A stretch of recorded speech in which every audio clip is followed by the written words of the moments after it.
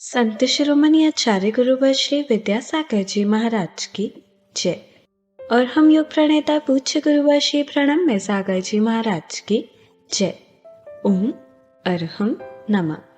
धर्म प्रेमी बंधुओं, श्री तत्वाद सूत्र जी ग्रंथराज के तृतीय अध्याय की कक्षा में आप सभी का स्वागत है।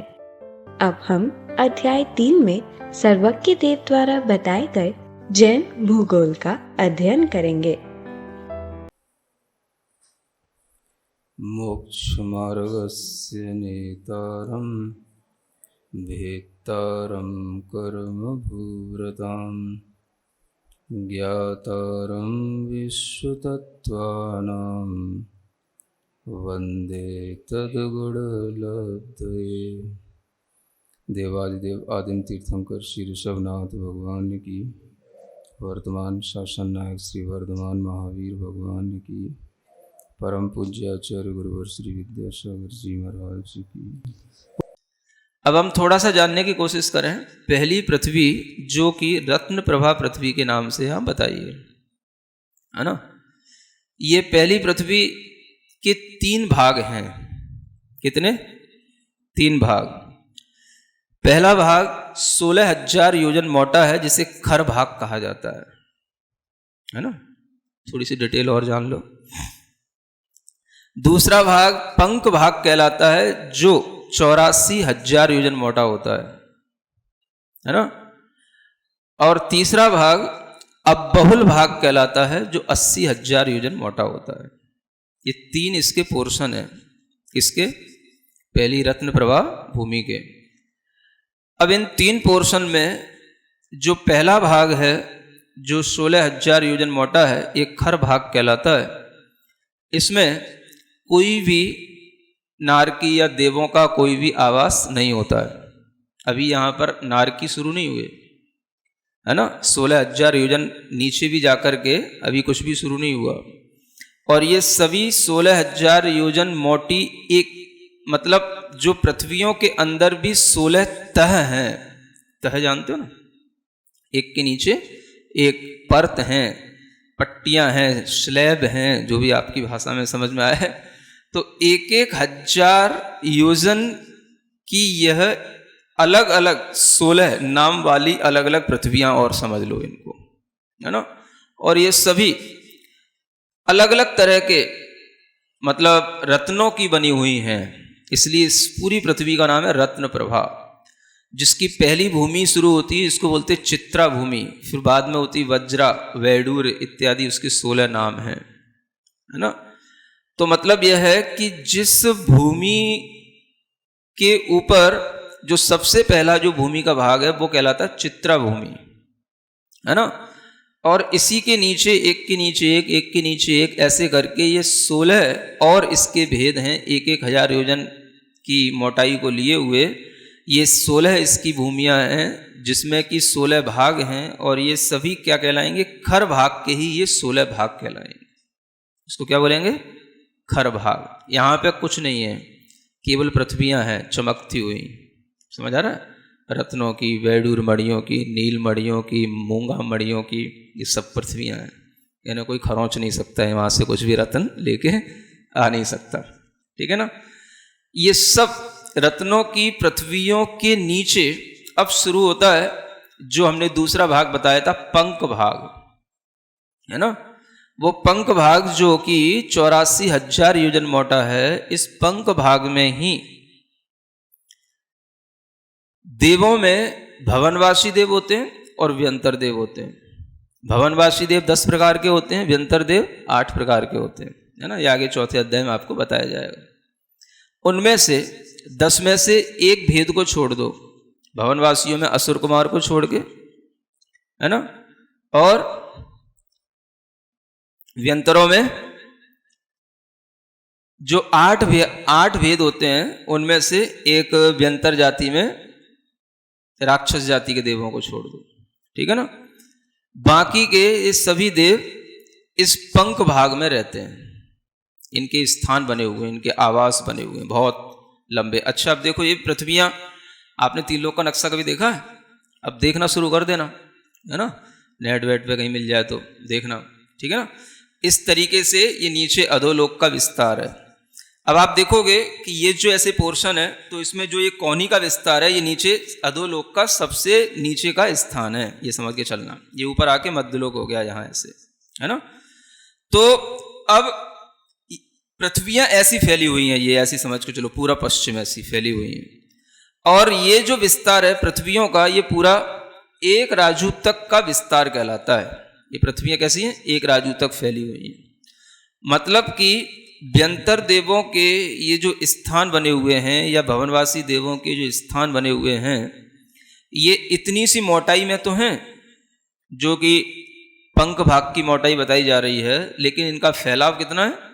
एक राजू तक, है ना, जहां तक ये पूरे द्वीप समुद्रों का अंत पहुंचता है। तो वहां पर जो है इस तरीके से इनका रहना होता है। ये सब इन भवनवासी और व्यंतर देवों के इसमें इनके आलय बने हुए रहते हैं, है ना। जो आप 7,72,00,000 भवनवासी देवों के कभी अकृत्रिम जिनालयों के कभी नाम सुनते हो वंदना करते समय, वो सब यहीं पे होते हैं। और फिर उसके बाद में ये अब बहुल भाग शुरू होता है। खर भाग हो गया, पंख भाग हो गया, अब बहुल भाग। अब बहुल भाग जो कितना है? 80,000 वजन मोटा है। इसमें जो है ये एक तरह से इसके इस अबहुल भाग के बाद इससे जो है नारकी शुरू होते हैं। इसके बाद इस अबहुल भाग में अब कौन बचा रह गया?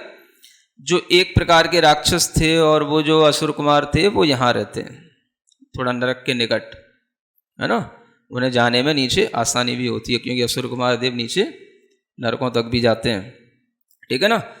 तो उसके बाद फिर ये जो है नारकियों का अवस्थान शुरू होता है, और वो नारकी बिल इत्यादि में रहते हैं, वो आगे बताया जाएगा। कहने का मतलब यह है कि लगभग 16, 84, 80 कितना हो गया? 1,80,000 योजन मोटाई को लिए हुए ये पहली पृथ्वी है, रत्न प्रभा पृथ्वी, ठीक है ना। अब इसके पहले 3 पोर्शन किए, फिर एक के भी और 16 हो गए थे, और फिर जो है बीच में पंख भाग और अब्बौल भाग, ये सब ध्यान में रखते हुए आगे की जो पृथ्वियां हैं उनकी भी मोटाई आगम में बताई गई है ना। दूसरी पृथ्वी है 32,000 योजन मोटी है ना। फिर उसमें 4-4 हजार योजन कम करते जाओ, आगे की पृथ्वी की मोटाई आ जाएगी। कर लोगे? करो। तीसरी की 28 हो जाएगी, चौथे की 24 हो जाएगी, 24,000 योजन मोटी, है ना। फिर पांचवी की 20 हो जाएगी, छठवीं की 16।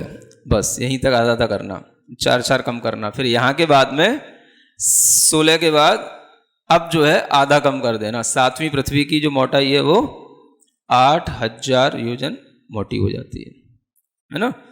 इस तरीके से इन पृथ्वियों का ये बाहुल्य बताया गया है।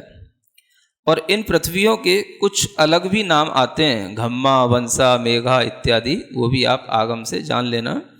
इन 7 पृथ्वियों के कुछ रूढ़ नाम और भी हैं, है ना। और ये सभी पृथ्वियां अपने सभी ओर से लगभग 9 दिशाओं से ये अपने वात वलय को छूती हुई हैं, वात वलय से ये टिकी हुई रहती हैं। आप ये भी देखें कि स्वर्गों में जो विमान होते हैं वो तो किसी भी आधार से नहीं होते हैं, उनके नीचे तो कोई पृथ्वियां नहीं होती हैं। लेकिन जो ये नरक बने हुए हैं, इनके बिल हैं, ये सभी पृथ्वियों के आधार पर है। अभी देखो कितनी उल्टी सी चीज लगती है कि जो भूमि में है, भूमि के नीचे है, उसमें तो पृथ्वियां हैं, है ना। और पृथ्वियों से टिका हुआ है ये सब नरकों का स्थान, या बिल जो बने हुए पृथ्वियों में बने हुए हैं। और जो ऊपर हैं, लटक रहे हैं हवा में विमान, उनके नीचे कोई सपोर्ट नहीं है पृथ्वियों का। समझ आ रहा है? वो सब अपने वायुमंडल के हिसाब से अपने स्थानों पर सभी विमानों का आवास है। तो ये भी एक विशेषता है जो आप जानो, है ना।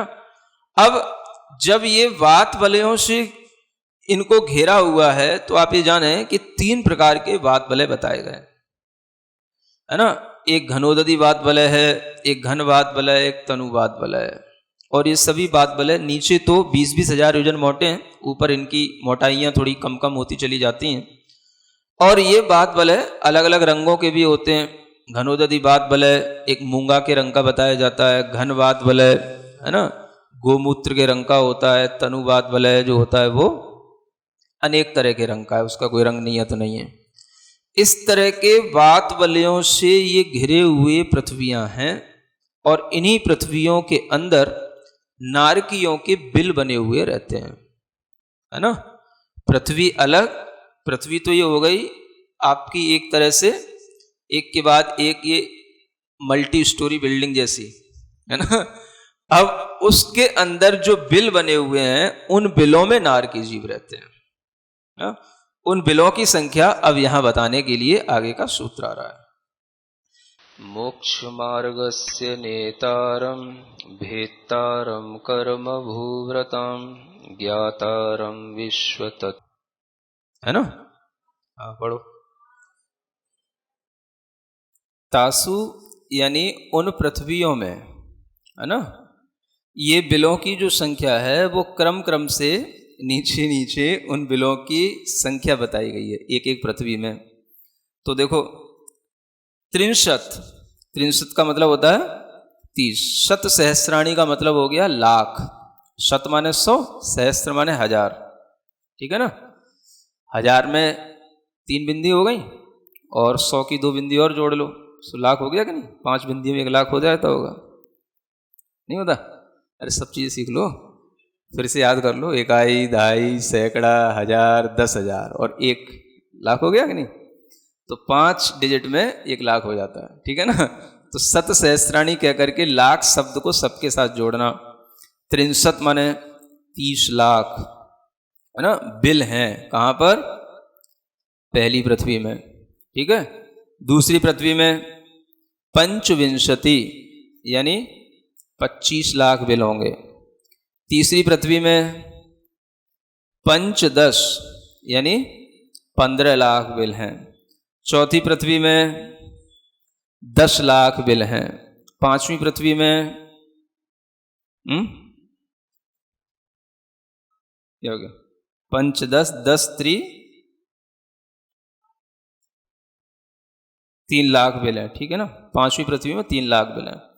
छठवीं पृथ्वी में 5 यानी 5 कम 1 लाख बिल हैं। और सातवीं पृथ्वी में जो 5 कम किए थे वही 5 बिल सातवीं पृथ्वी में।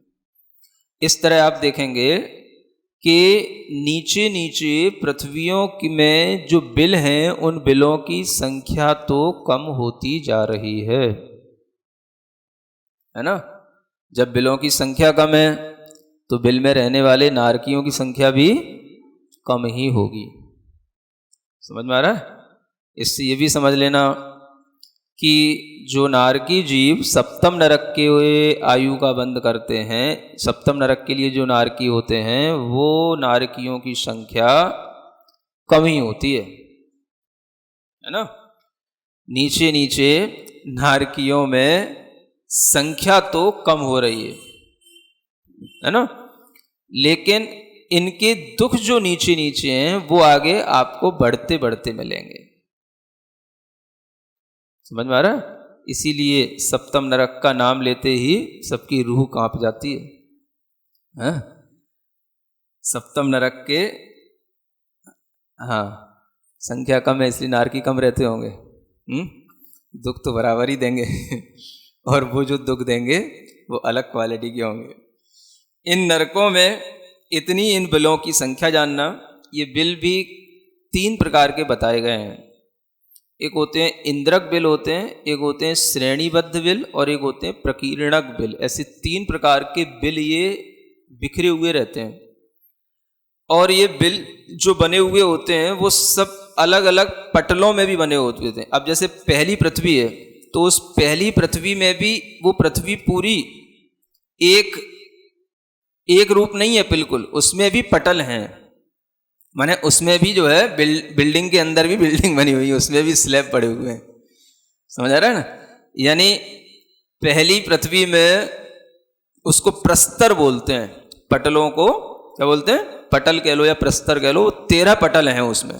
कितने? हाँ, फिर दूसरी पृथ्वी में 11, तीसरी में 9, चौथी में 7, है ना, पांचवी में 5, ठीक है, छठवीं में 3 और सातवीं में 1 रह गया। ऐसे बिल्कुल व्यवस्थित बने हुए हैं, सभी अकृत्रिम है, है ना, किसी ने बनाया नहीं है, सभी अनादिकाल से हैं। और ये सभी इन जो प्रस्तर हैं या पटल हैं, इन पटलों में अलग अलग बिल बने रहते हैं और इन हर एक पटलों में एक तो होगा बीचों बीच में एक इंद्रक बिल। जैसे आप कभी विधान का मांडना बनाते हो ना, तो विधान में जहां पर श्री जी को विराजमान कर देते हो वो तो बीच का हो गया स्थान, ठीक है ना। फिर आप चारों दिशाओं में और चारों विदिशाओं में जो आप बना दोगे वो कहलाएंगे श्रेणीबद्ध बिल, है ना, जो बिल्कुल उससे जुड़े हुए लाइन से होंगे, श्रेणीबद्ध बिल कहलाएंगे। एक बीचों बीच का हो गया इंद्रक बिल, उसके चारों ओर दिशाओं में होंगे श्रेणीबद्ध बिल, और फिर जो बीच बीच में जो आप सब बिखेर देते हो चावल रंग वगैरह, वो सब जो है बीच बीच में जो स्थान बचा सब बिखरे हुए, ये कहलाते हैं प्रकीर्णक बिल। प्रकीर्णक का मतलब ही होता है बिखरा, समझ में आ रहा है ना।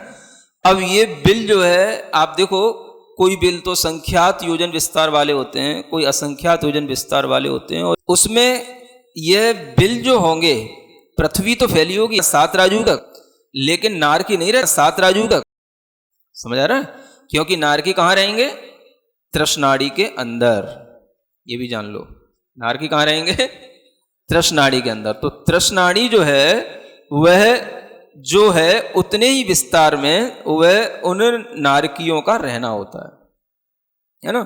और देखें तो वैसे तृष्णाड़ी भी एक राजू विस्तार वाली तो है मध्यलोक तक, लेकिन ये ध्यान रखना, जैसे मान लो हमने ऐसा स्थान बनाया, ऐसा बनाया ना, अब इसमें तृष्णाड़ी तो बीचों बीच में आ गई, जो ये ऊपर का जितना स्थान है, ठीक है ना, और पृथ्वी जो है इधर तृष्णाड़ी के बाहर जा रही है, तो नीचे तो पृथ्वी जो है 7 राजू तक फैल रही है, ऊपर आया करके वो 1 राजू तक की रह गई है। लेकिन जहां 7 राजू के नीचे पृथ्वी फैल रही है वहां पूरी 7 राजू में नारकी नहीं होंगे। नारकी कहाँ होंगे, जो केवल ये तृष्णाड़ी है उस तृष्णाड़ी के अंदर ही 1 राजू विस्तार में ही वो नारकी होंगे, है ना। और उसमें भी जो नारकियों का जो विस्तार रहता है यह सब उन बिलों के आश्रित रहता है, और वो सभी बिल चाहे वो श्रेणीबद्ध हों, चाहे इंद्रक हों, चाहे प्रकीर्णक हों, वे सभी प्रकार के बिल बड़े बीभत्स आकृति को लिए हुए बने रहते हैं, माने बहुत ही विकृत आकृति जैसे होती है।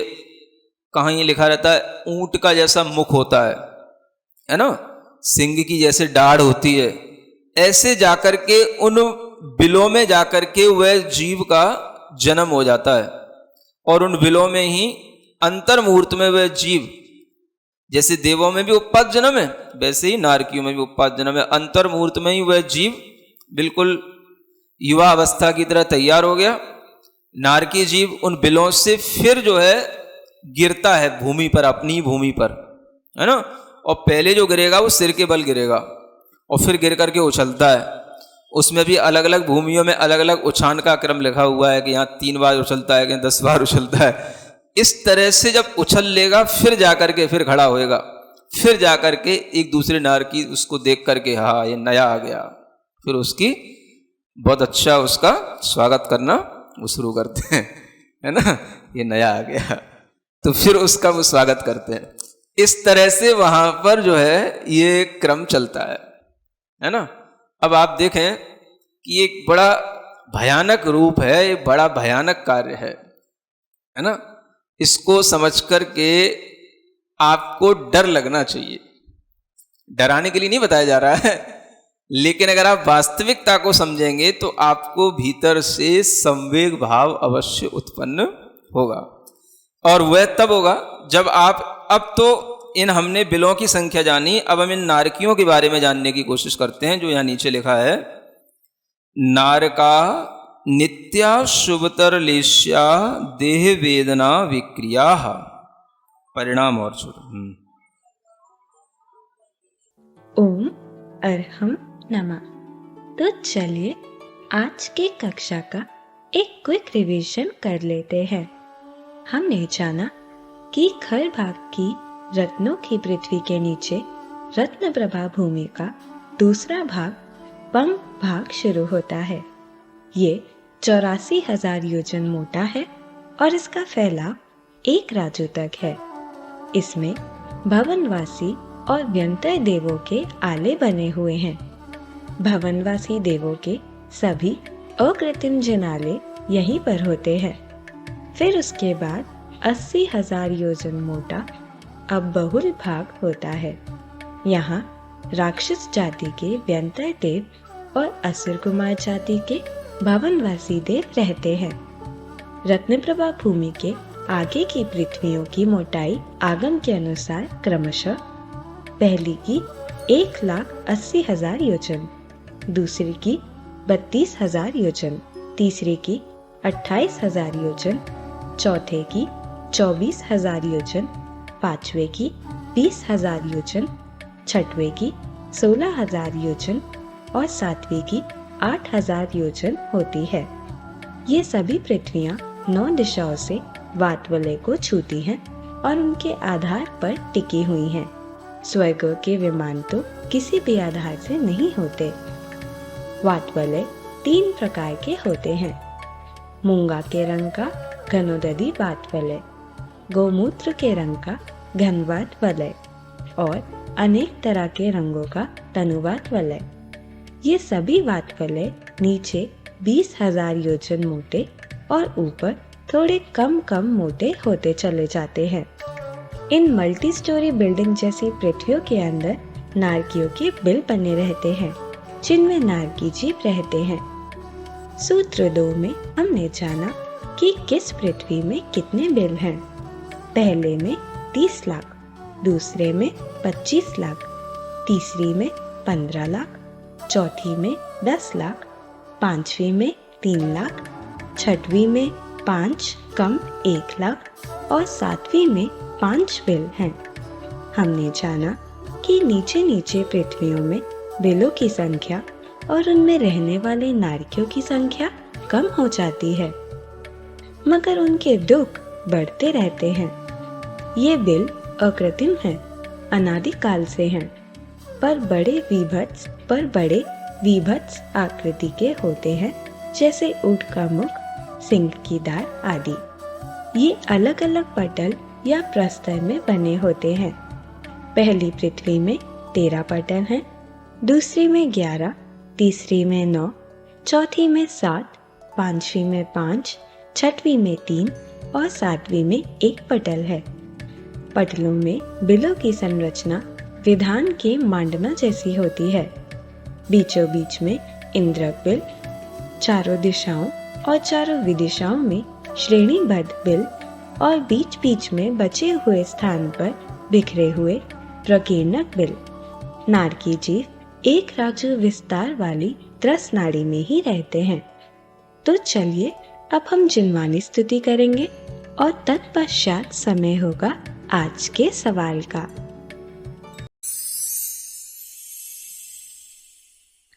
सिरिजिणवाणी जग कल्याणी जग जन मदतम मोहरी जनमण हारी गढ़हर हारी जम जरा भव रोग हरि तिथ्य राणम दिव्य झुणिम जो पढ़ई सुणई मय्ये धारई राणम सौख मणंतम धैर्य सासद मोक्ष पदम पावई सासद मोक्ष पदम पावई। अब समय है आज के प्रतियोगिता प्रश्न में भाग लेकर आकर्षक पुरस्कार जीतने का। आप अपने फोन को QR कोड स्कैन करने के लिए तैयार रखें या लिंक पर जाएं। आप अपना उत्तर चुनकर हमें कल दोपहर 2 बजे तक भेज सकते हैं। 3 भाग्यशाली विजेताओं को मिलेंगे आकर्षक पुरस्कार। विजेताओं के नाम इसी कार्यक्रम श्रृंखला में हर रविवार को घोषित किए जाएंगे। साथ ही सभी प्रश्नों के सही उत्तर भी बताए जाएंगे। आज का सवाल है, नरक की 7 पृथ्वियों में कुल कितने लाख बिल हैं? 80, 30, 84, 5 कम 1 लाख। अगर आप किसी कारणवश कोड को स्कैन ना कर पाए हो तो आप क्लास की वेबसाइट पर जाकर उन्हें अटेम्प्ट कर सकते हैं या दिए गए लिंक और QR कोड को स्कैन कर सकते हैं। आज के सृजनात्मक कार्य में आप रत्न प्रभा पृथ्वी के 3 भागों का चित्र बनाकर समझाइए। आप अपने चार्ट्स चित्र हमें इस नंबर पर व्हाट्सएप कर सकते हैं 8920009591 पर।